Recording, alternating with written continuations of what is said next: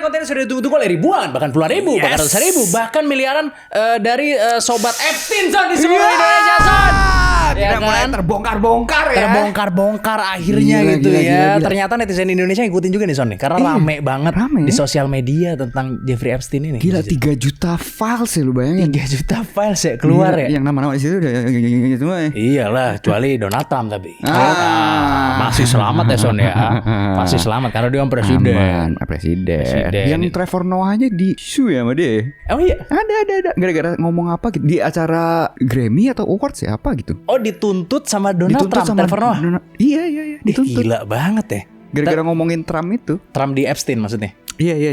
Wah gila banget ya. Sadis. Tapi emang lagi rame banget sih pembahasan tentang Jeffrey Epstein itu ya Son ya. Dan ternyata banyak penonton kita yang sangat suka juga Son gitu ya dengan pembahasan tersebut gitu. Mungkin nanti kita akan bikin di versi uncut aja tapi ya Son ya. Karena bisa tuh. takutnya berbahaya gitu. Berbahaya Ya kan? Oke jadi kalau gitu langsung aja kita mulai gitu ya. Itu kan tadi berita kontroversial yang baru-baru ini terjadi gitu ya. Sekarang kita mau ngomongin banyak hal yang seru-seru banget yang udah kita tentuin ya kan, tentunya hanya berdua Son. Ya kan? Kita belum ngabarin gak live. Udah ya. Tapi Udah. di Discord saja. Discord, ya kan. yes. Ini hari Selasa soalnya kita terpaksa harus syuting dulu hari ini ya kan, untuk memenuhi kuota gitu ya Son ya. Karena bukan hanya MBG yang butuh dipenuhi kuotanya. Oke. Oh kalau gitu mendingan langsung aja kita mulai. Selamat datang di episode terbaru dari Di Atas 12.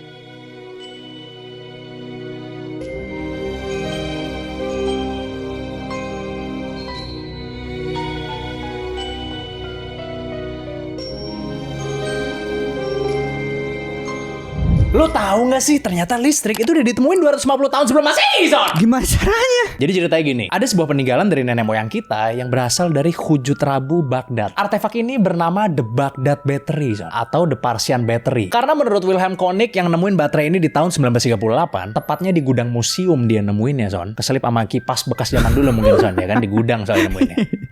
Bentuk dan ciri fisik tanah liatnya menunjukkan bahwa barang ini tuh yang bikin orang-orang dari Kekaisaran Parsia sekitar 250 tahun sebelum Masehi sampai 224 Masehi. Tapi karena masih ada perdebatan soal siapa yang bikin artefak ini, maka dari itu kita sebut saja Baghdad Battery, oke? Oke. Jadi artefak ini itu berbentuk seperti guci tanah liat kecil yang tingginya sekitar 13-14 cm. Terus di mulut gucinya itu ada sumbatan aspal yang bersifat sebagai isolator. Terus di dalamnya ada silinder tembaga gitu. Dan di tengah-tengahnya ada kayak besi menggantung gitu yang merupakan konduktornya. Jadi sebenarnya struktur guci ini tuh mirip sama struktur baterai modern, Son. Tentunya dunia gempar melihat penemuan ini ya. Kok bisa gitu kan baterai udah ada dari 2000-an tahun yang lalu. Padahal yang kita tahu kan baterai itu baru ditemuin tahun 1800 sama seorang ilmuwan yang bernama Alessandro Volta. Jauh juga ya. Jauh. Tapi kok bisa gitu kan di Baghdad ada baterai yang muncul 1800 tahun sebelum Volta nemuin baterai. Banyak peneliti yang kemudian membuat replika yang sama persis ini sama baterai Baghdad ini. Salah satunya Mythbuster kalau lo tahu. Mereka bikin ini itu buat ngetes apakah guci ini tuh memang baterai apa-apaan gitu kan. Mereka lalu kemudian menuangkan cairan asam ke dalamnya kayak cuka, lemon juice atau wine yang berperan sebagai elektrolit di sini. Dan ternyata bisa, Son. Guci ini tuh berhasil ngasih arus listrik searah atau DC sekitar 0,5 sampai 1,1 volt, Son. Jadi buat perbandingan, satu baterai AA modern itu biasanya 1,5 volt. Jadi emang tenaga baterainya ini lemah, tapi ya bisa gitu. Akhirnya muncullah beberapa teori nih tentang baterai ini. Yang pertama ada teori yang namanya electroplating, di mana orang-orang percaya kalau baterai ini digunakan buat teknik pemalsuan uang atau perhiasan. Di mana listriknya itu nanti bakalan dipakai buat ngelapisin tembaga pakai emas tipis. Terus habis itu dijual ya kan, dan ngakunya itu tembaga full emas. Padahal sebenarnya cuma tembaga yang dilapisin doang. Terus ada teori kedua nih Son, di mana barang ini itu dipakai untuk ritual agama dan sihir. Jadi diduga-duga nih Son, baterainya ini tuh disembunyiin di dalam patung dewa gitu. Tapi karena Ahmad Dhani lagi libur waktu itu, bukan dewa yang itu ya. Jadi pas orang nyembah patung dewanya dan habis itu megang, bakal ada kerasa kesetrum tipis gitu Son. Berasa sesuatu gitu ya. Nah, yang bikin orang-orang ngerasa, wah beneran ada dewanya nih di patung ini. Terus habis itu ada teori ketiga. Menurut teori ini, baterai ini tuh digunakan untuk pengobatan atau terapi nyeri, Son. Karena ternyata orang Yunani dan Romawi kuno dulu juga gunain ikan pari listrik, Son, buat ngobatin sakit kepala dan asam urat. Jadi ya nggak menutup kemungkinan orang Baghdad nih ngelakuin hal yang mirip-mirip gitu sama orang Yunani sama orang Romawi kuno gitu. Tapi tentunya banyak arkeolog yang nggak percaya, Son, kalau barang ini tuh adalah baterai. Kenapa? Jadi sebenarnya ada beberapa alasan nih kenapa mereka nggak percaya. Yang pertama Pertama nih, ada sebuah teori yang namanya teori scroll holder atau gulungan kitab. Di mana ternyata banyak guci serupa yang ditemukan di daerah Seleucia yang fungsinya tuh cuma buat nyimpan gulungan papirus doang. Nah, jangan-jangan baterai Baghdad ini juga sama lagi. Lo tapi tahu papirus ya? Tahu gulung kertas Kayak gitu scroll kan. gitu ya. Jadi menurut teori ini, batang besi yang ada di tengah itu dipakai kayak buat gulungannya. Iya, kayak tisu lah ya. Nah, silinder tembaganya itu jadi pelindung scrollnya gitu. Terus kan muncul pertanyaan, tapi mana papirusnya kalau memang ini untuk menyimpan papirus? Orang ditemuinnya cuman kayak guci kosong doang. Kalau menurut teori ini, papirusnya tuh hancur katanya udahan karena dimakan usia. Jadi ya sisa gucinya doang. Terus habis itu alasan kedua nih, Son, kenapa orang nggak percaya gitu ya? Di guci itu nggak ditemukan kabel sama sekali. Kalau emang ini beneran baterai, harusnya kan ada kabelnya. Baterai tanpa kabel kan ya nggak ada gunanya gitu. Iya, nggak ada kayak kawat-kawat gitu juga ya. Iya. Terus alasan terakhir nih, Son, nih, karena segel aspal yang ada di mulut gucinya itu tertutup total. Kalau emang ini baterai elektrolit, kan harus sering diisi ulang dong berarti cairannya. Iya. Kalau disegel begini gimana cara ngisi ulangnya gitu? Selama puluhan tahun, artefak yang menyimpan begitu banyak misteri ini tersimpan aman di Museum Nasional Irak. Sampai akhirnya di tahun 2003, Amerika menginvasi Irak, Son, sehingga menyebabkan kekacauan besar. Di kekacauan itu, Museum Nasional Irak itu dijarah, Son, sama orang-orang. Sayangnya ini, Son, nih, salah satu barang yang ikut kejarah dan hilang adalah si baterai Baghdad ini, Son. Jadi sampai sekarang artefak ini benar-benar gak ketemu lagi, Son. Hilang udah. Bisa gitu ya, diambil ujung-ujungnya ya. Iya, diambil, dimaling tahun 2003-an tuh gara-gara ya kekacauan yang terjadi di Irak gitu, gara-gara Amerika sebenarnya nih ya kan.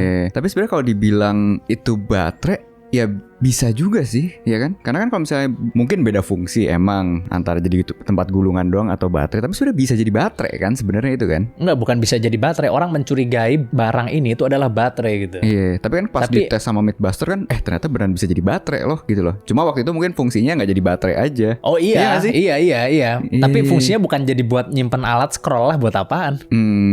Nggak penting juga sih sampai iya, gitu ya. Maksudnya sampai pakai tabung tembaga, silinder tembaga terus di aspal apa segala macam buat apaan gitu? Nggak sepenting itu sih. Maksudnya kan bisa nyimpan di tempat lain gitu loh. Itu kan setelah aspalnya dibuka. Karena dia tuh bentuknya begini tuh loh, Son. Ngambang di tengah gitu besinya, terus habis itu ada silinder, atasnya di aspal gitu. Jadi teorinya kalau misalnya emang diisi sama elektrolit itu terus disambung kabel tentunya ya, itu bisa jadi listrik. Iya, itu dia. Tapi kan gak ada kabelnya. Kalau menurut gua sih ya, mungkin itu difungsikan untuk sesuatu yang lain yang mirip-mirip sama listrik, tapi orang dulu belum tahu kali kalau itu listrik kali mungkin. Oh, kira-kira apa tuh, Chat? Barang bentuknya silinder, terus ada listriknya gitu. Apa tuh kira-kira? Ya baterai. Bentuknya silinder ada. Iya dong. Lah iya kan. Bentuknya silinder ada listriknya kan? Baterai lah. Baterai. Iya, baterai lah, baterai. Iya. Apa? Baterai. Iya, bingung juga ya. Selain baterai apa lagi kan gitu kan ya? Iya, gue sih nggak tahu sih. Selain baterai apa lagi nggak tahu. Bingung juga sih emang. Oh, ada nih satu lagi. Apa ini. Jauh juga. Ya kan bentuk silinder. Nah, itu kan masih ada chipnya. Ribet lagi. Ya kan? Iya. Ya kalau menurut gue itu dipakai untuk pengobatan mungkin aja sih. Iya, ada kayak aja lah terapi listrik gitu-gitu. Masih ada nggak sih sekarang? Atau buat terapi listrik? magic juga bisa sih. Make sense. Tapi yang pasti dia nggak dipakai seperti baterai yang cara kita pakai baterai sekarang lah gitu. Karena anggapannya sejarawan pun juga lah, kalau ada baterai pasti kita juga akan nemuin mesin yang lain dong gitu kan. Kalau nggak buat apa tuh baterai? Loh gitu. kan banyak barang-barang artefak yang dicurigai Iya seperti ini juga tuh lagi. banyak, gak cuma baterai ini doang, Iya ada juga banyak. lagi. Makanya nanti kita mungkin akan bahas di special edition kalau kalian setuju ya, tulis di komen. Ya kan, ada banyak lah barang-barang kesannya kayak kok harusnya ini barang ini di masa depan gitu loh. Tapi kok udah ada zaman dulu gitu loh. Seru. Gitu. Soalnya kan tahun 1800 pertama kali baterai ditemukan. Listrik. Kalau listrik sama yang Faraday itu ya? Michael Faraday itu dikenal sebagai bapak listrik. Tapi kalau untuk penemu listrik itu masih perdebatan. Oke. Ada berbagai banyak versi. Tapi kalau yang dikenal sebagai bapak listrik, Michael Faraday. Iya. Gue masih agak aneh sampai sekarang sih, karena anggapannya lu zaman dulu, kita ngomong zaman dulu nih ya, lu menemukan sebuah teknologi apa segala macam, tapi kok kayak nggak ada catatan tertulisnya gitu loh, kan segampang itu loh. Maksudnya catatan sejarah gitu kan. Dibanding lu menemuin sebuah teknologi gitu ya. Ya susah, kalau ini kan kejadian 200-an tahun sebelum Masehi, udah lama banget. Kalaupun ada misalnya catatannya, kertasnya ntar udah hilang misalnya. Anggapannya kayak lu ngomong tadi yang listrik apa segala macam, ya masih perdebatan tuh. Iya, masih perdebatan. Ya kan? Padahal tahun 1800. Masa sesusah itu ya nemuin catatan sejarah gitu ya? Kan mungkin aja kayak misalnya di Epstein file. Jerman enggak, misalnya di Jerman nemu listrik misalnya, tapi di London juga nemu listrik. Iya. Nah, yang bener yang mana nih? Kan bisa. Yang kayak pesawat Contoh. juga waktu itu juga ya, Wright Brothers sama yang di Brazil gitu juga. Iya sih. Bisa lah. Ujung-ujungnya Yang paling kuat yang diakuin. Iya. Iyalah, nggak semudah itu. Iya sih. Gak semudah itu. Lupa gue ada politik-politikan. Kayak gue nyari tentang listrik aja tuh, katanya pertama kali listrik ditulis, maksudnya tercatat gitu ya. Itu 600 tahun sebelum Masehi. Pertama kali listrik itu tercatat. Apa maksudnya? Di catatan penelitian listrik gitu. apa gitu? Ya listrik dari petir lah. Oh, listrik dari petir. Iyalah. Ya, bisa sih. Nah, ini cerita selanjutnya dari gue sih. Ada hubungannya dengan entah ini manipulasi sejarah atau yang tadi ya kurangnya penulisan sejarah nih ya. Jadi menimbulkan banyak perdebatan juga nih tentang sejarah nih. Gitu. Dan ini tentang negara kita juga. Waduh. Coba cerita. Lo tahu gak sih orang pertama yang keliling dunia itu dari Indonesia sih? Siapa itu, Son? Kalau dari kita atau dunia yang pelajarin selama ini, tokoh paling pertama yang mengelilingi dunia itu kan Ferdinand Magellan, seorang pelaut asal Portugal. Tapi ternyata bukan sih. Secara teknis, orang yang harusnya menyandang gelar manusia pertama yang mengelilingi dunia adalah Enrique dari Maluku, atau sering disebut Enrique de Malacca. Enrique ini adalah seorang pemuda asal Kepulauan Nusantara yang dibawa oleh Magellan ke Eropa setelah penaklukan Malacca di tahun 1511. Berarti kita harus belajar sama Enrique ini gimana cara menaklukkan Malacca kan? Kan bukan dia dibawa doang, bukan dia. Nah, di situ dia dijadiin budak sekaligus penerjemah pribadinya si Magellan. Loh, kok orang Indo namanya Enrique, Bang? Nah, Enrique ini sebenarnya nama baptis Kristen gitu yang dikasih sama orang Spanyol. Kalau nama aslinya dia itu nggak tercatat dalam catatan sejarah. Jadi peran Enrique ini sangat krusial di kapal itu sih, karena dia adalah kunci komunikasi buat ekspedisi si Magellan saat mereka nyampe di kawasan Asia Tenggara. Soalnya dia menguasai bahasa Melayu ya. Sekarang kan pertanyaannya, terus kenapa dia dianggap sebagai orang pertama gitu yang ngelilingin dunia? Karena di bulan April tahun 1521 si Magellan ini meninggal dunia sih setelah kalah melawan Lapu-Lapu di Filipina. Oh gitu. Lapu-Lapu. Lapu-Lapu beneran ini. Beneran Lapu-Lapu. Oh. Datuk Lapu-Lapu. Oh. Karakter Mobile Legends tuh dari Datuk Lapu-Lapu. Beneran dari Filipina. Oh iya. Jadi logika simpel lagi nih. Di tahap pertama yaitu timur ke barat, si Enrique ini dibawa Magellan dari Maluku ke Portugal lewat jalur Afrika sekitar tahun 1511. Nah, di tahap keduanya yaitu barat ke timur, pas di tahun 1519, si Enrique ini ikut lagi sama Magellan. Mereka berlayar dari Spanyol. Mereka nyebrangin Samudra Atlantik, terus lewat ujung Amerika Selatan, setelah itu nyebrangin Samudra Pasifik, hingga akhirnya sampai di Filipina tahun 1521. Jadi pas Enrique ini menginjakan Filipina atau area Nusantara lah gitu kita bilang ya di tahun 1521, dia secara teknis telah menyelesaikan satu putaran penuh bumi atau 360 derajat nih. Sementara kru Spanyol lainnya baru menyelesaikan putaran tersebut setahun setelahnya sih, pas balik ke Spanyol kan. Nah, ada cerita serunya lagi nih, Chat. Si Enrique ini saking krusialnya peran dia, si Magellan ini sampai nyantumin namanya spesifik di surat wasiatnya dia, Chat. Oh, isinya apa itu? Surat tanah.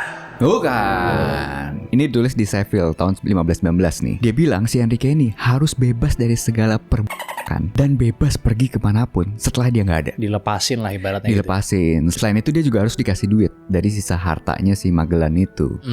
Dibagi gitu Dibagi. Gila kan? Tapi sayangnya penggantinya si Magellan yaitu Joao Serrao dan Duarte Barbosa mengabaikan wasiat tersebut ya. Jadi mereka tetap maksa Enrique buat tetap kerja di situ karena masih dibutuhin lah dia sebagai penerjemah sama navigasi juga ya kan. Dan penolakan inilah yang memicu kemarahan si Enrique dan berujung pada pengkhianatannya dia Chat di Cebu. Dimana dia di situ bersekutu sama Raja Humabon, ini tuh rivalnya si Lapu-Lapu, untuk menghabisi para pemimpin Spanyol yang tersisa di situ. Oh. Jadi dua-duanya kebabat habis tuh. Wajar sih janjinya soalnya nggak dilakuin gitu ya, nggak dikerjakan. Iya.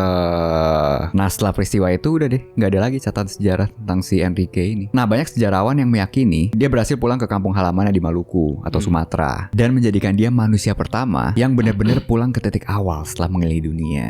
Gitu. Iya. Luar biasa juga ternyata orang Indonesia ya. Indonesia loh. Salah satunya ya. Iya. Budak lah sana lah dia. Bukan salah satunya, bahkan kalau menurut teori ini ya dipercaya bahwa orang Indonesia orang pertama yang mengelilingi bener-bener dunia dia gitu doang, ya. gitu. Yang lainnya masih setahun kemudian. Wah gila juga ya ternyata orang Maluku ya. Berawal dari jadi budak dulu ya. Dan semua ini teori ini ada gara-gara ada catatan sejarah dari si adalah penulis kapal itulah yang J.K. Rowling. Fiksi Stephen King. Fiksi Stephen King. gitu.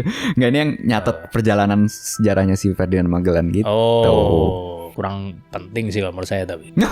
Di Indonesia kan yang nyatet perkembangan sawit kalau saya yang penting. Iya. Oh iya, karena kan Suka emang agak itu kurang lah. apa ya, dibutuhin sama seluruh dunia ternyata kan. Bener. Datang kemanapun nih yang Ditanya, diomongin sawit. Sawit. Itu dia. Iya. Jadi, halo Pak, bagaimana sawit? Bukan bagaimana Anda gitu. Langsung ditanya bagaimana Langsung sawit. ditanya, bagaimana? Iya. Ini sawit di sana. How are you enggak? How are you? Enggak. How are the sawit kan? Nah, itu dia. Lumayan seru lah ceritanya ya. Tapi untuk kebenarannya masih diperdebatkan berarti ya. Iya, tapi Ada nggak teori lain yang bilang bahwa selain Enrique ini ada nggak kan biasanya kan ada seperti itu. iya kan anggapannya Ferdinand Magellan kan emang gara-gara dia yang bikin ekspedisinya kan, ekspedisi ngeliling dunia. Nah, yang bisa dibilang secara resmi lah ya kan, itu kapten pengganti 2 orang yang dihabisin itu, namanya Escanor atau apa gitu, Escano kalau nggak salah, Juan Escano atau apa kalau nggak salah. Itu jadi masih kru situ juga sebenarnya, yang balik ke Spanyol setahun kemudian itu. Oh iya, yang dipercayai harusnya setahun kemudian dia baru menyelesaikan itu ya. Itu orang yang di kru itu juga. Oh, karena Enrique-nya nggak Kapten dianggap. pengganti lah gitu. Karena Enrique-nya nggak dianggap gitu ya. Ya, nggak dianggap lah. Iya, dengan 2 teori ini Enrique ada satu teori yang mengatakan orang pertama yang mengelilingi dunia itu Enrique. Yang satu lagi yang si kapten pengganti gitu kan. Ya, betul. Tergantung tinggal pilih mau percaya yang mana gitu ya. Karena kan kayak tadi kan, maksudnya setelah dari Filipina itu dia ke Indonesia lagi nggak sih gitu loh, kan nggak ada catatannya tuh. Walaupun sebenarnya Filipina itu kan kayak dikit lagi udah area Nusantara sebenarnya kan. Dulu area Nusantara ya Filipina. Enggak, maksudnya deket banget kan Filipina itu. Oh ya udah deket banget ke Deket Indonesia banget. maksudnya. Oh jadi itu ya yang bikin ragu tuh karena tidak ada catatan dia kembali ke Indonesianya itu ya. Iya juga. Tapi ngomong-ngomong soal Indonesia nih Son, gue ada satu cerita yang menurut gue sangat interesting sekali ini Son. Apa tuh? Karena gue juga baru tahu nih belakangan ini. Lo tahu nggak sih ada suku di Indonesia yang bajunya selalu warna hitam Son? Bimo. Bukan lah. Lu juga tuh. Nah, jadi suku yang gue omongin ini bernama suku Kajang, atau lebih tepatnya disebut sebagai Kajang Amatoa. Suku ini adalah salah satu komunitas adat tertua Son di Sulawesi Selatan yang tinggal di wilayah Kecamatan Kajang, Kabupaten Bulukumba, yang kira-kira itu terletak 200 km dari kota Makassar. Suku Kajang ini itu terbagi menjadi 2 Son, yaitu Kajang Dalam, di mana wilayah tersebut itu dianggap sebagai wilayah sakral sehingga penduduknya tuh diharuskan untuk mengikuti hukum adat. Contohnya nggak boleh pakai alas kaki ya kan, jadi harus nyeker. Terus dilarang menggunakan teknologi modern seperti listrik, kendaraan bermotor dan lain-lain. Dan yang terakhir nih Son, mereka diharuskan untuk berpakaian hitam dari ujung kepala sampai ujung kaki Son. Oh, Man in Black nih. Iya bener. Tapi bedanya nggak dibikin lupa. Nah itu. Sedangkan Kajang Luar itu merupakan masyarakat yang tinggal di sekitar kawasan adat gitu, di mana mereka masih memegang teguh tradisi, tapi mereka boleh pakai teknologi Son. Terus pakaian juga boleh bebas. Walaupun ya saat upacara adat tetap mereka harus pakai warna hitam. Kenapa harus warna hitam? Yang pasti bukan buat ngumpetin perut ya Son ya. Itu strategi saya zaman dulu. Jadi bagi masyarakat Amatoa, ternyata warna hitam ini punya makna yang luar biasa. Yang pertama, hitam itu dianggap sebagai warna alam yang paling dasar dan tidak mencolok. Sehingga warna ini itu bisa melambangkan penolakan terhadap kemewahan duniawi, Zon. Yang berarti kesederhanaan dalam hidup. Terus karena semua orang pakai warna yang sama, jadi nggak ada lagi tuh perbedaan antara si kaya dan si miskin. Atau bahkan antara pemimpin adat dan rakyat biasa tuh nggak ada perbedaan jadinya. Hal ini akhirnya menciptakan kesetaraan di antara mereka. Terus warna hitam ini itu juga jadi simbol kekuatan dan keteguhan hati dalam menjaga adat istiadat dari pengaruh dunia luar. Keren ya filosofinya? Keren. Pemimpin tertinggi dari suku mereka itu disebut sebagai Amatoa. Uniknya Son, posisi ini tuh tidak diwariskan berdasarkan garis keturunan, tapi dipilih melalui proses ritual goib dan musyawarah adat Son. Goibnya gimana nih? Ya setidaknya lebih demokratis dari pemilu ya. Di Filipina kan maksudnya? Bisa. Jadi seorang Amatoa ini dipilih berdasarkan kemurnian hati, terus sama pengetahuan tentang pesan leluhur yang disebut pasang dan tanda-tanda alam. Apa aja tugasnya Amatoa? Nah, Amatoa ini itu bertugas untuk menjaga keseimbangan alam dan memastikan hukum adat itu ditegakkan Son. Kawasan mereka ini kan sangat rimbun ya, jadi kayak di hutan lah gitu. Nah, bagi mereka hutan itu adalah ibunya bumi Son. Mother Nature nih. Mother Nature. Jadi bagi siapapun yang berani-berani menebang, itu merupakan pelanggaran berat yang pasti akan dikenakan sanksi Son di situ Son. Jadi jangan macam-macam lah kalau misalnya datang ke daerah keramat ini gitu ya. Itulah tugasnya Amatoa. Set, ternyata dalam juga ininya ya. Lumayan. Filosofinya lumayan dalam, tapi agak mirip-mirip sama ini ya, suku Dayak juga sih, ya. Tadi gue pengen Iya kan? dalam sama luar ya. Iya. Terus kayak mirip kan yang luar yang masih boleh teknologi gitu kan. Iya. Bahkan bukan boleh teknologi doang, ada yang jadi TikToker cuy, followernya 3 juta bang. Sumpah. Gue jadi ada sebuah cerita nih. Jadi gue pernah jalan apa dia? Enggak kalau itu. Kalau itu nggak diomongin di sini berarti. Ya kan? Gue pernah. Cewek nih. Emang cewek. Iya. Iyalah. Jadi gue pernah jalan ya kan, ya kayak orang-orang dagang-dagang gitulah, ya kan. Ada yang nyamperin gue ternyata nonton kita sama Jajago sound. Oke. Ada yang nyamperin ngobrol-ngobrol, bang. Ini kalau lu mau datang ke Dayak nanti gue temenin, dia orang Dayak.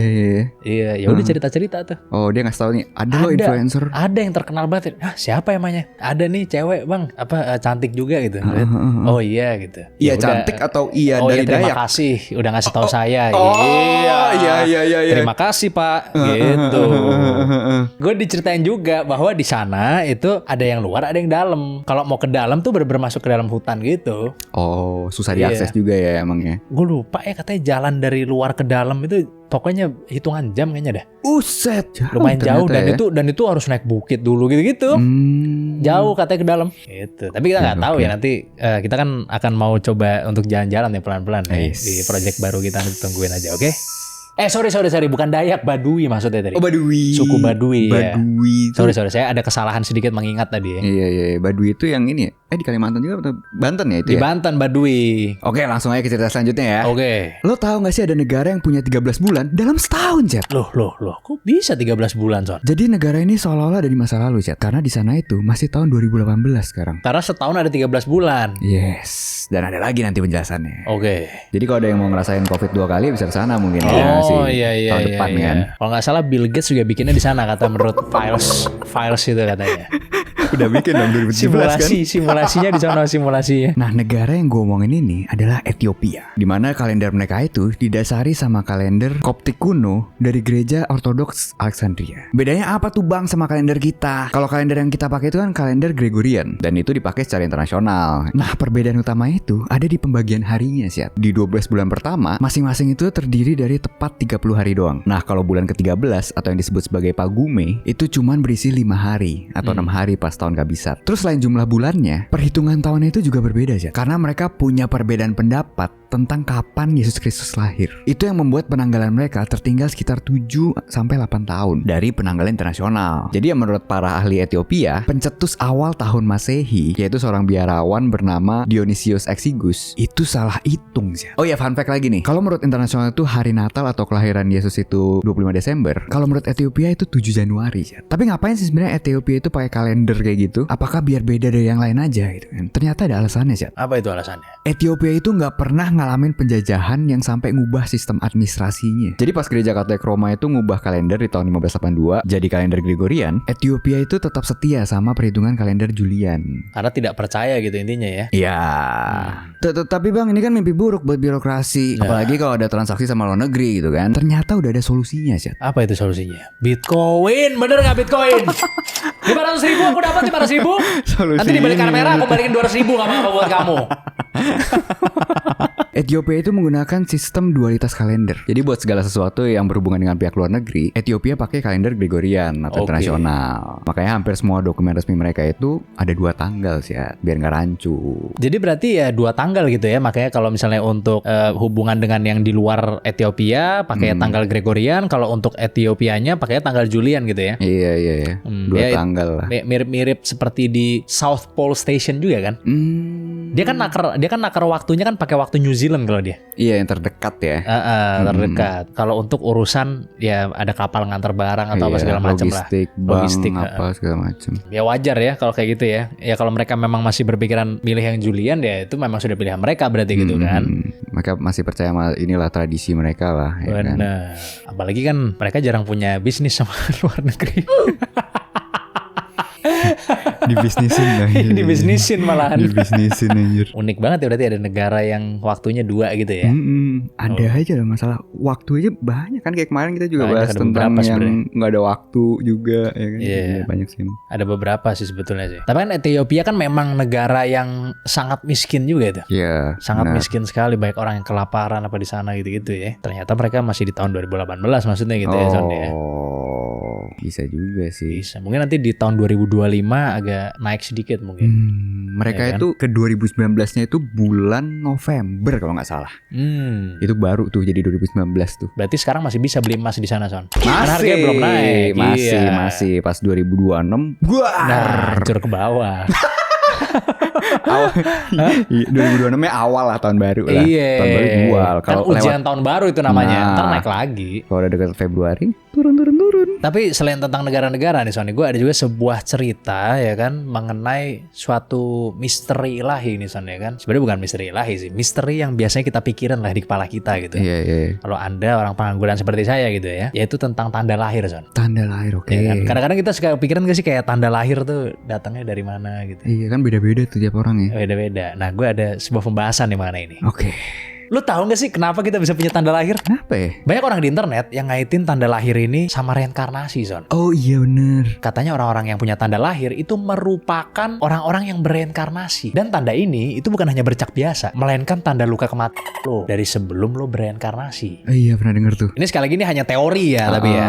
Misalkan orang punya tanda lahir di leher gitu ya.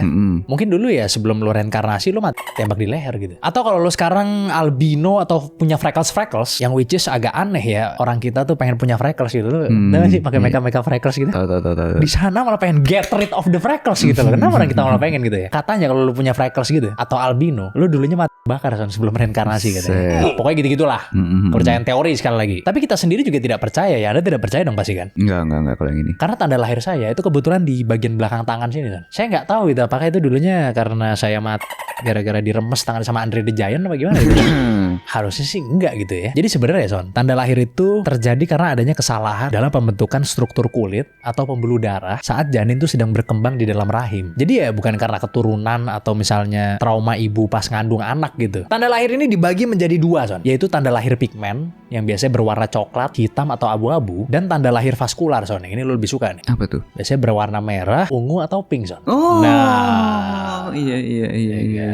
Jadi kalau tanda lahir pigmen itu muncul karena pertumbuhan sel pigmen yang berlebihan Son di satu area, yang bikin warna kulit itu jadi lebih gelap dibanding area sekitarnya. Sedangkan kalau tanda lahir vaskular itu biasanya muncul karena pembuluh darah itu tidak terbentuk dengan benar gitu. Nah biasanya nih Son nih, pembuluh darah itu menggumpal di satu area gitu, atau ya ada pembuluh darah yang lebih lebar dari biasanya gitu di situ. Tapi ternyata nggak semua orang punya tanda lahir yang kelihatan Son, karena beberapa orang tanda lahirnya itu sangat samar. Saking samarnya jadi nggak kelihatan gitu. Terus ada juga orang yang tanda lahirnya tuh bersifat sementara. Jadi misalnya nih pas anak-anak ada gitu, ntar pas udah gede hilang gitu. Itu ada tuh. Biasanya gede-gede gitu kali ya. Kan ada tuh yang gede, pas udah dewasa hilang gitu. Saya WA dokter Tirta dulu sebentar ya. Teman-teman tunggu dulu ya. Nggak, bercanda. Apakah tanda lahir itu berbahaya? Nah, jawabannya tentu tidak ya kan. Kecuali kalau berdarah, gatal atau infeksi. Nah, itu baru mesti dicek tuh. Atau kalau tiba-tiba dia berubah bentuk, warna atau ukuran yang secara drastis gitu, itu baru wajib diwaspadai gitu loh. Takutnya itu bukan tanda lahir, malah kanker kulit gitu Son. Terus kalau letaknya mengganggu fungsi tubuh, misalkan hemangioma yang ada di kelopak mata yang bisa ngalangin penglihatan, nah itu sebaiknya lu tanganin segera tuh. Jadi sebenarnya jatuhnya cacat lahir nggak sih tanda lahir? Ya nggak tahu sih bisa dibilang Jatohnya cacat kan? atau enggak. Kayak nggak bisa dibilang cacat harusnya deh. Nggak bisa ya? Kan tidak ada fungsi yang terganggu mungkin Oh kan. iya benar juga sih. Jadi mungkin itu bukan cacat gitu. Kayak udah bawaan aja gitu. Bawaan aja. Jadi ya mungkin ada kesalahan gitu pada saat pembentukan bayinya gitu. Janin tadi ya. Iya. Gue di kaki kayaknya gue tanda lahir gue. Iya Bulat benar. gitu. Teori konspirasi kan bilang gitu kan. Oh iya deh, Anda berarti merupakan reinkarnasi dari orang yang sebelumnya. Ya boleh kalau Anda mau percaya itu gitu ya. Tapi kalau buat kita itu hanya hiburan saja untuk teori yang seperti itu gitu ya. Karena sebenarnya ini bisa dijelaskan secara biologis ya. Bisa dijelaskan secara saintifik gitu ya. Benar. Dan ternyata nggak semua orang punya tanda lahir loh. Iya itu gue udah tahu tuh. Iya, gue kira kayak semua orang gitu punya Iya tanda pasti lahir. ada gitu ya. Iya, ternyata ada yang kayak dia punya tanda lahir tapi samar banget jadi nggak kelihatan, jadi kayak nggak punya gitu. Ada juga. Ya nggak ada fungsinya juga sih, kayak ya udah gitu, kecuali emang ngeganggu ya. Iya. Kan kadang ada aja tuh yang benar-benar yang di sini misalnya gitu nutupin mata atau apa. kalau nggak mungkin secara estetik aja, misalkan oh ternyata gede tanda lahirnya misalnya di tangan sini kan kayak udah ganggu. Kadang ada yang wah bener-bener Kan, sampai iya. semuka, misalnya Iya. setengah muka itu kan ada tuh. Kan ada juga jadi kayak nggak pede gitu kan jadinya kan. Iya. Jadi itu tidak ada hubungannya dengan genetik sama sekali ya. Jadi Nggak emang ada ya udah pada saat pembentukannya ada kesalahan gitu. Gitulah ya kan. Misteri dari tanda lahir itu. Nah ini ngomong-ngomong soal konspirasi ya, gue ada juga nih sekarang ceritanya. Oh, tentang apa itu? Tentang elit global. Coba ceritain. Lo tahu nggak sih konspirasi kalau elit global lagi ngerencanain monopoli sumber daya dunia sih? Loh, apa itu Son? Teori ini ramai banget Chat, di wilayah Rusia dan negara-negara pasca Soviet. Jadi teori ini bilang kalau sumber daya di bumi itu kan terbatas dan pasti nggak akan cukup buat menuhin seluruh populasi dunia kan terus berkembang. Oleh karena itu, elit dunia yang menurut teori ini itu negara-negara barat dianggap pengen menyaring populasi dunia sampai tersisa cuma 1 miliar orang yang dianggap layak buat nikmatin standar hidup yang tinggi. Sekarang kondisinya mungkin sekitar 7 miliar ya. 7-8 lah. Sementara sisanya dibiarin aja hidup miskin gitu. Makanya teori ini disebut sebagai Golden Billion. Istilah ini dipopulerkan oleh seorang penulis Rusia bernama Anatoly Sikunov dalam bukunya di tahun 1990. Dan kemudian teori ini dikembangkan lagi oleh sosiolog bernama Sergei Karamurza. Si Sergei ini bilang kalau negara-negara maju itu menggunakan mekanisme ekonomi dan politik buat menguras sumber daya negara berkembang ya, buat keuntungan mereka sendiri lah. Nah terus pertanyaannya, siapa 1 miliar orang itu? Kalau menurut teori ini, biasanya penduduk-penduduk negara maju itu, kayak yang ada di G7 lah, Amerika, Inggris, gitu-gitulah. Bahkan saking terkenalnya teori ini sih, Vladimir Putin aja beberapa kali menyebut istilah ini dalam pidatonya. Biasanya buat kritikan terhadap Barat lah itu. Ngeri banget sih. Jadi sebenarnya teori ini nyambung juga sama teori depopulasi kan, atau pengurangan populasi. Ada yang percaya kalau kayak krisis, pandemi, atau rusaknya tanah pertanian itu disengaja supaya mengurangi populasi manusia secara alami sampai tersisa angka 1 miliar itu sih. Kalau gue nggak pernah denger sih tentang teori ini. Belum pernah denger lah at least itu. Tapi kalau elit global menguasai air itu gue banyak denger. Gue banyak denger itu. Nah air kan banyak kan, kenapa gitu kan? Iya. Ya salah satunya karena perusahaan AI ini sangat membutuhkan air yang sangat banyak Son. Untuk bisa berjalan itu membutuhkan air yang sangat banyak. Makanya mereka banyak investasi ke, sekarang banyak orang kaya yang investasi ke sumber air gitu. Oke. Lagi banyak tuh. Nah kalau itu gue tahu tuh. Karena nggak tahu deh, sampai sekarang masih susah nggak sih ngubah air laut itu? Masih susah banget ya kayaknya ya. Ya nggak tahu, Arab sih udah melakukan ya. Kayak dulu masih terlalu mahal kali ya. Dulu aja Arab mau narik es batu. Lo masa lupa? Iya. Glacier itu ya tarik ya. Arab udah ngelakuin itu yang gue tahu sih. Karena sebenarnya mereka mereka kan daerah yang emang kurang air kan. Iya. Jadi mau nggak mau harus ngelakuin. Mahal harusnya sih memang Masian. Tapi ya intinya air ini akan menjadi semakin mahal kalau menurut gue. Menurut gue airnya akan menjadi semakin mahal. Mungkin banyak orang yang masih nggak mungkin bang ini. Kita lihat aja nanti gitu ya. Gue agak yakin sih. Ya mungkin nggak di generasi kita kali ya. Nggak tahu gue, mungkin di generasi kita bisa aja. Bisa aja. Lu tahu nggak sih apa itu ChatGPT satu kali prompt tuh butuh air berapa, tau nggak lo?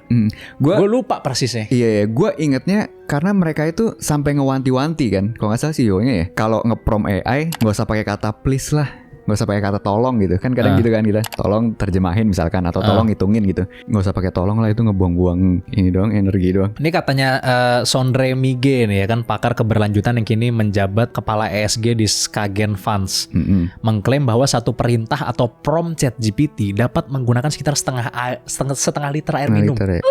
Setengah liter air minum. Air minum ini? Iya. Bukan cuma air bersih lah pokoknya. Oke. Air bersih setengah liter, lu bayangin. Satu prompt sehari ada berapa prom ya bos? Oke. Gila sih, banyak sih. Gila, makanya gue bilang. Kayak kita berdua ya sehari ada berapa prom kali? Ya, gue sih tiap hari pakai sih. Iya sih, nanti kan lagi galau jadi emang. Buat kerja kan ini. Iya, kita aja sering ya maksudnya. Mungkin sehari bisa 20 prom gitu misalnya. Ada. Taruhlah 20 prom misalnya, 20 kali setengah liter, 10 liter air bersih satu orang. Satu orang tuh. Iya. Belum yang bikin video aneh-aneh gitu kan. Wah, itu lebih banyak lagi itu.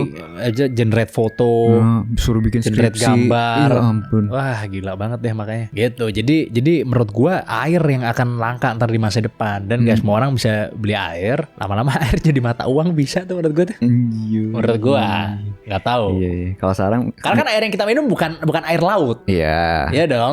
Iya kan? Air sumur. Ya air sumur, air gunung lah, air apalah ya kan. Sekarang masih emang jatuhnya nyepelein sih emang masih sih. Iya, karena ini yang dibutuhin namanya ini air bersih loh, bukan air doang loh. Tapi kalau luar negeri kan habiskan air bersih. Air keran pun jatuhnya air minum kan kalau luar negeri. Oh iya, enggak, ini kan bicara air bersih bukan air minum. Dia butuhnya air bersih lah, taruh lah, nggak usah air minum gitu. Ya air tanah lah kita ngomong lah ya. Iya, air bersih. Ya kan? Jadi bukan air, nanti kan bisa pakai laut kan luas banget. Itu kan air juga, nggak dipakai, gitu bisa dipakai gitu. Iya. Makanya itu berbahaya di situ tuh menurut gua. Dan udah banyak bilioner-bilioner yang investnya ke arah sana. Oh serius? Iya, beli sumber air gitu. Iya. Beli gunung gitu ya. Iya, kita kan ya kita nggak tahu apa-apa ya kan. Dan tiba-tiba serat perubahan itu terjadi gitu kan. Emang harus kadang-kadang harus mengintai gerak-geriknya bilioner-bilioner emang menurut gua. Buat tahu masa depan tuh akan seperti apa gitu. Iya. Salah satunya. Karena mereka pasti tahu duluan. Mereka pasti lebih tahu daripada kita. Udah.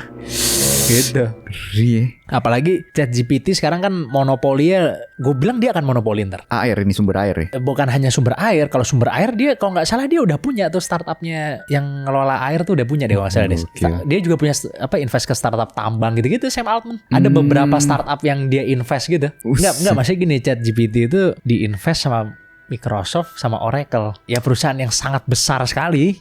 Ya ini bertiga nih udah ibaratnya udah kayak satu perusahaan.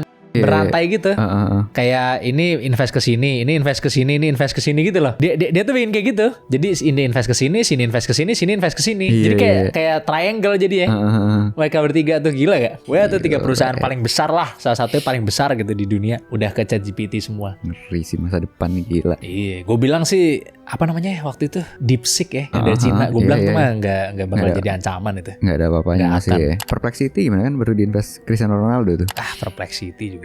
Apalagi jauh lah Perplexity sama ChatGPT. Jauh sih. Menurut gue. Mungkin Gemini yang bisa. Pesaingnya tuh Gemini sama Cloud yang gue rasa sih. Cloud kayaknya jauh juga. Enggak, Cloud dulu balap-balapan sama ChatGPT. Oh iya.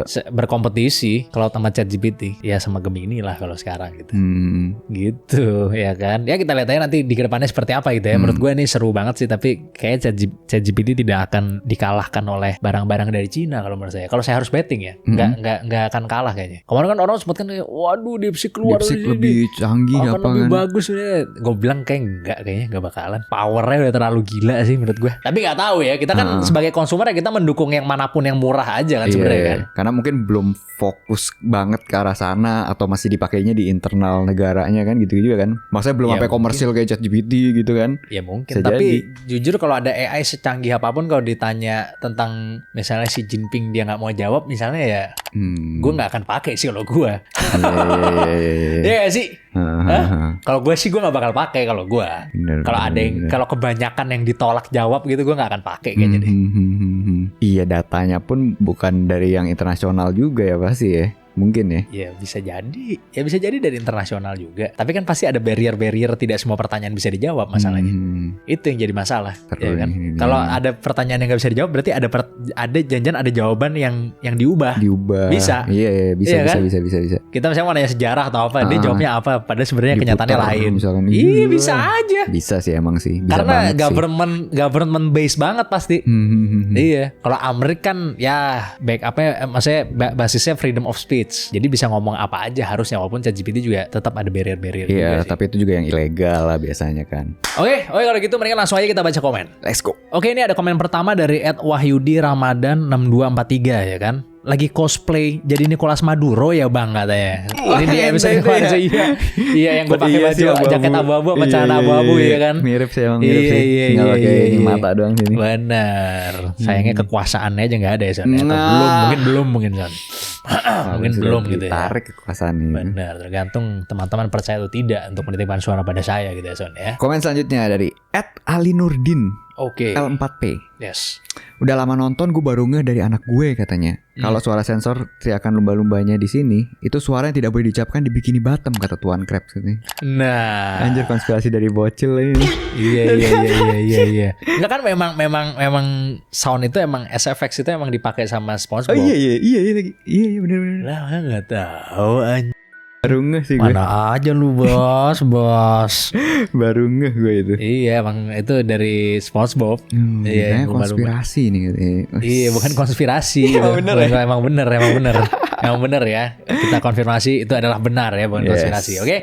Kalau gitu terima kasih banyak buat kalian semua yang udah nonton dari awal sampai akhir. Langsung aja komen di bawah karena itu ada respect for us. Yes, jangan lupa selalu komen, like dan subscribe video kita. Jangan lupa juga join member dan Discord di deskripsi semua. Yes, terima kasih banyak semuanya. Sampai jumpa di episode selanjutnya dari Di Atas 12.